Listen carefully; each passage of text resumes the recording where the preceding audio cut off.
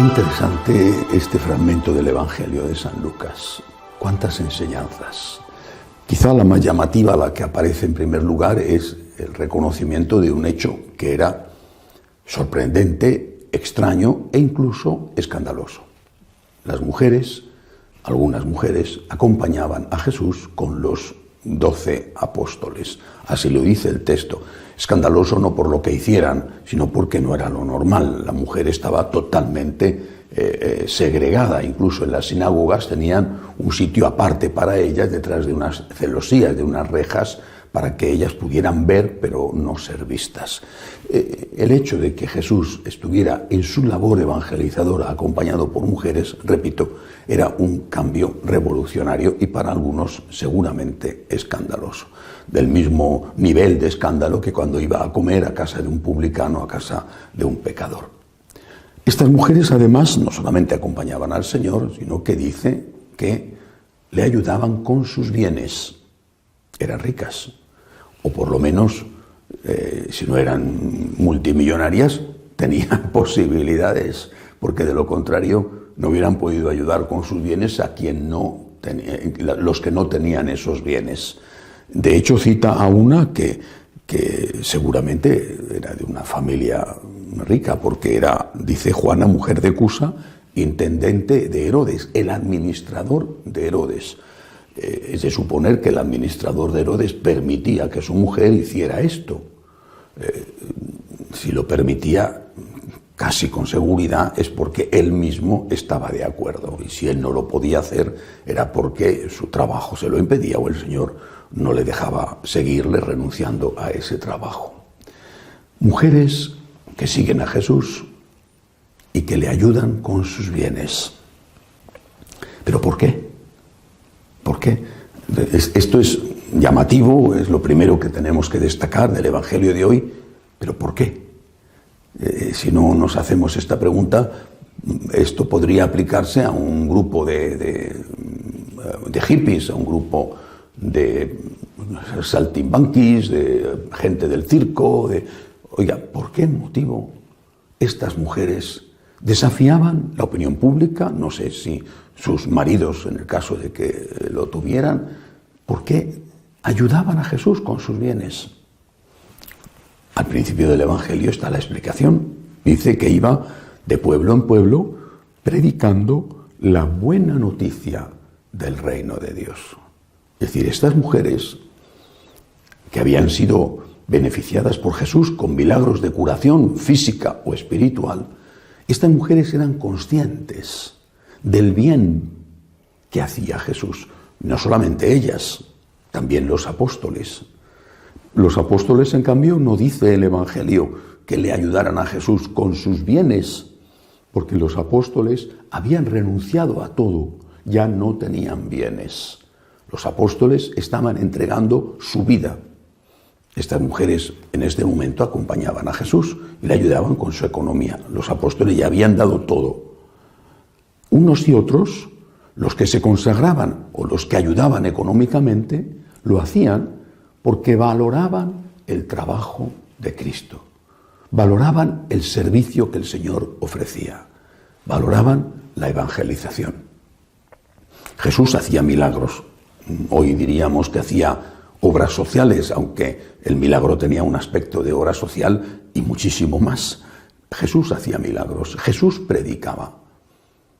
Y esta gente, apóstoles y mujeres, discípulos en general, hombres y mujeres, valoraban lo que hacía el Señor.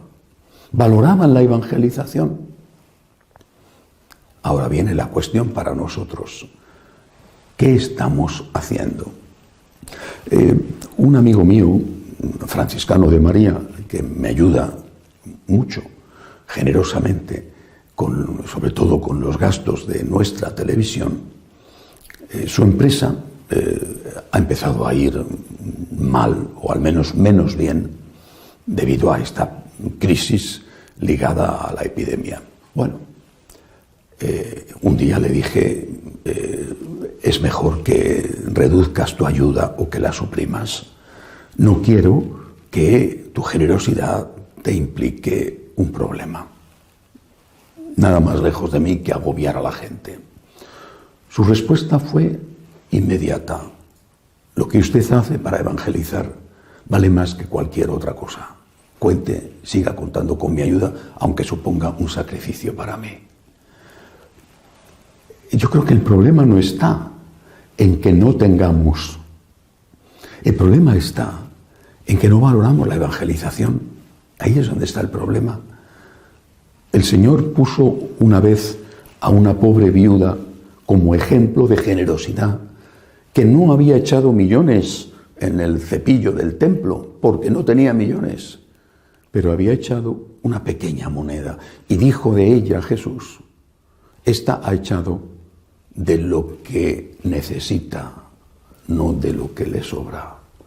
Es decir, si tú valoras la evangelización, tienes que ayudar, tienes que colaborar. Ahí está uno de los grandes problemas de nuestra religión en el sentido amplio del término, y no me refiero a los sacerdotes o a los... Bueno, ¿el pueblo de Dios valora la evangelización? Por ejemplo, escribe mucha gente pidiendo misas a través de nuestra televisión, magnífica televisión, la misa diaria, mucha gente pidiendo misas para muchas cosas. No podemos mencionar más que a los difuntos, pero rezamos por todas las intenciones. Bueno, pero son muy pocos los que dicen: ¿puedo dar un donativo? Muy pocos. No pasa nada. Nosotros ofrecemos la misa exactamente igual, no lo hacemos por el dinero. Pero son muy pocos.